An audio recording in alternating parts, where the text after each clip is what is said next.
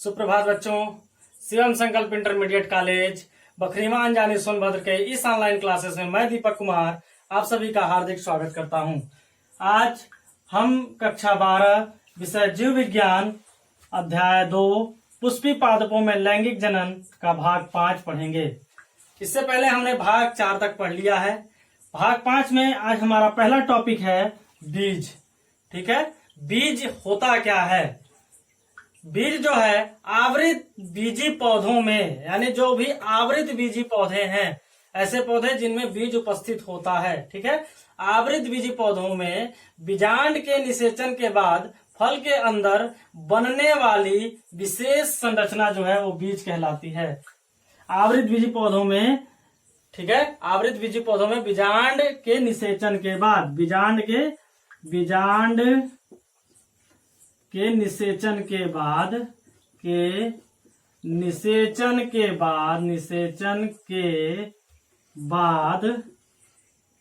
ठीक है, बीजांड के निषेचन के बाद किसमें, आवृत बीजी पादपों में, याद रखिएगा, निषेचन के बाद फल के अंदर बनने वाली विशेष संरचना, निषेचन के बाद फल के अंदर बनने वाली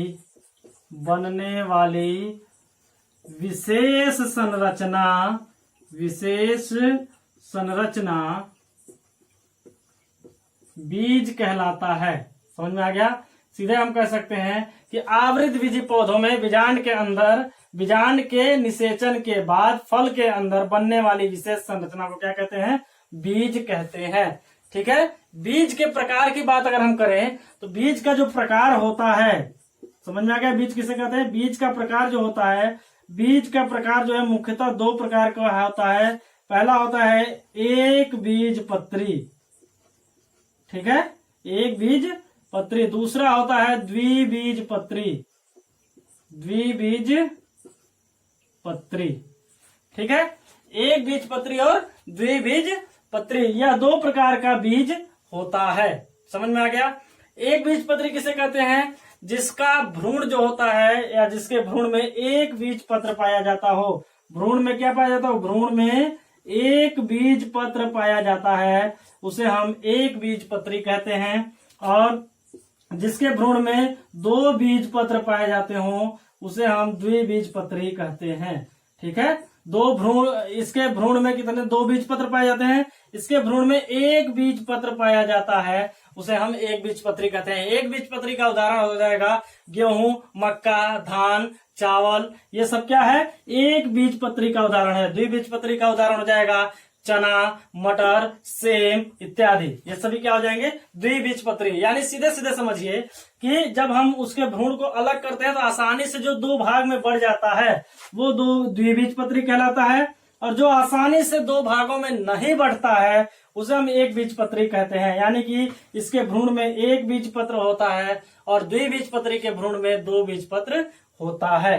क्लियर हो गया। बीज हम किसे कहते हैं, आवृत बीजी पादपों में बीजांड के निषेचन के बाद फल के अंदर बनने वाली प्रक्रिया, बनने वाली विशेष संरचना जो होती है वो बीज कहलाता है। इसके प्रकार की बात करते हैं तो बीज 2 प्रकार का होता है, एक बीज पत्री और द्विबीज पत्री।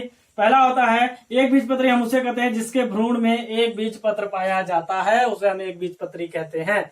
ठीक है, जैसे गेहूं, मक्का, धान, ये क्या हो गए, एक बीज पत्री पौधे हो गए। द्विबीज पत्री के अंतर्गत जिसमें 2 बीज पत्र पाया जाता है, चना, सेम, मटर इत्यादि। ठीक है, ये इसके क्या हो गए, प्रकार हो गए। अब हम बात करते हैं बीज के संरचना के बारे में। थोड़ा सा बीज की संरचना हम देख लेते हैं। ठीक है, बीज के क्या देखेंगे, अब हम संरचना देखेंगे, बीज की संरचना।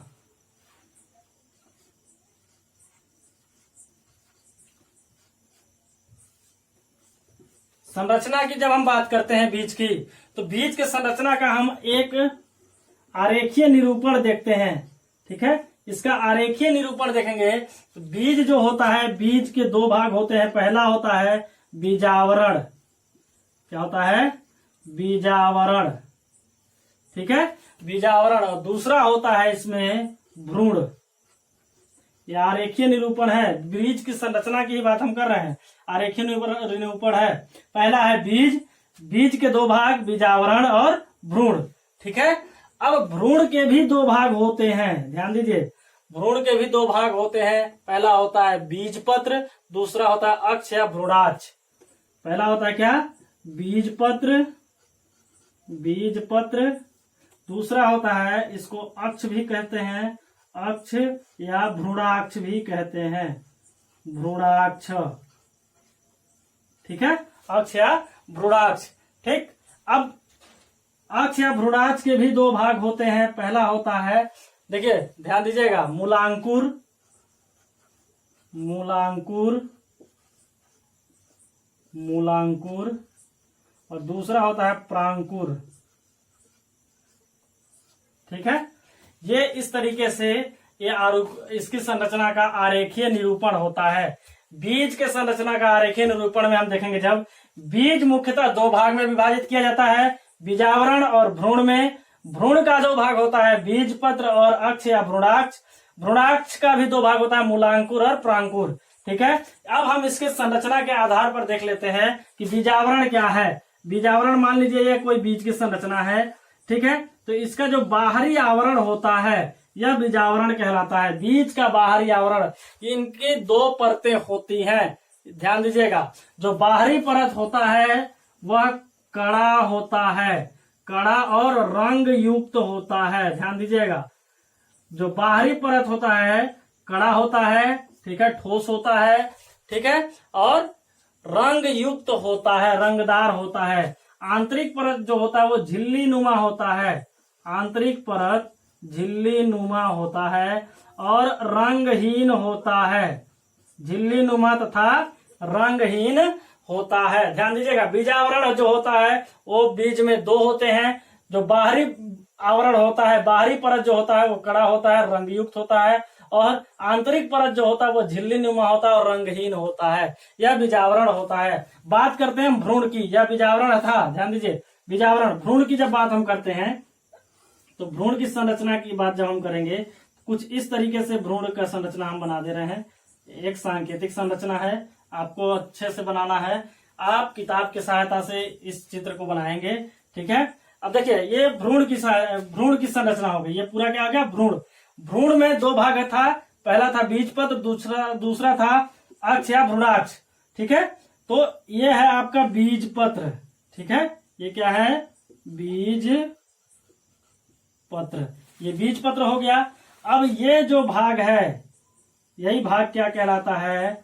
अक्ष या भ्रूणाक्ष, भ्रूणाक्ष।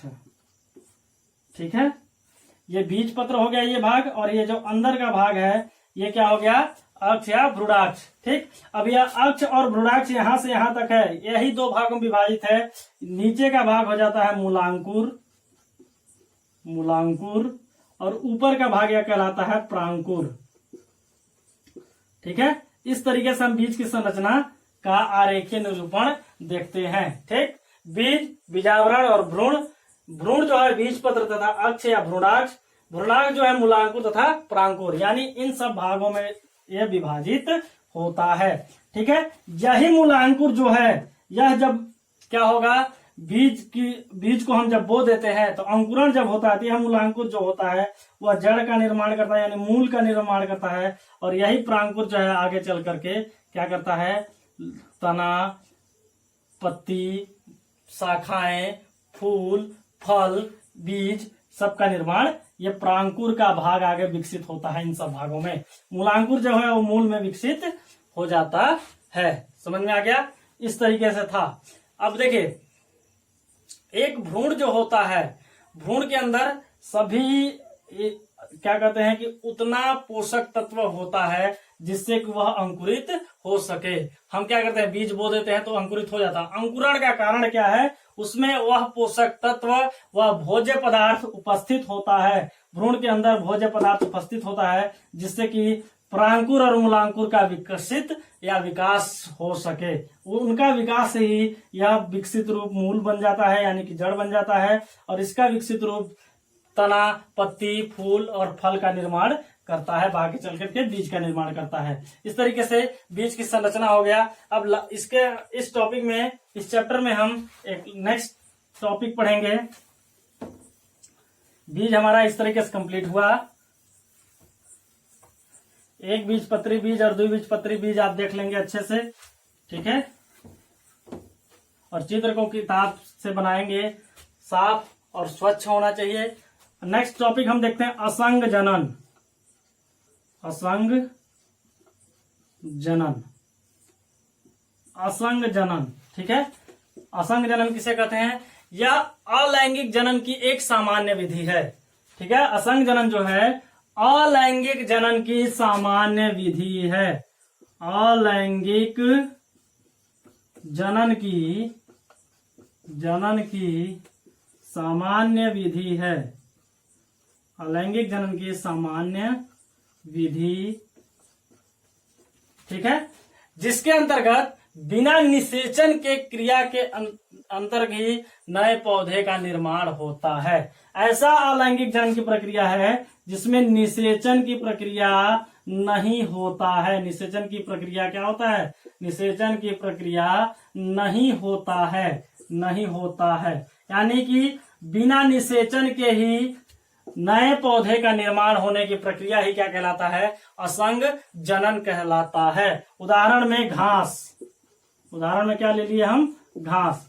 घास में क्या होता है? बिना निषेचन के क्रिया का ही क्या होता है? नए पौधे का निर्माण होता है। इसीलिए हम इसे क्या कहते हैं? असंग जनन कहते हैं, ठीक है। एक आता है अनिषेक जनन।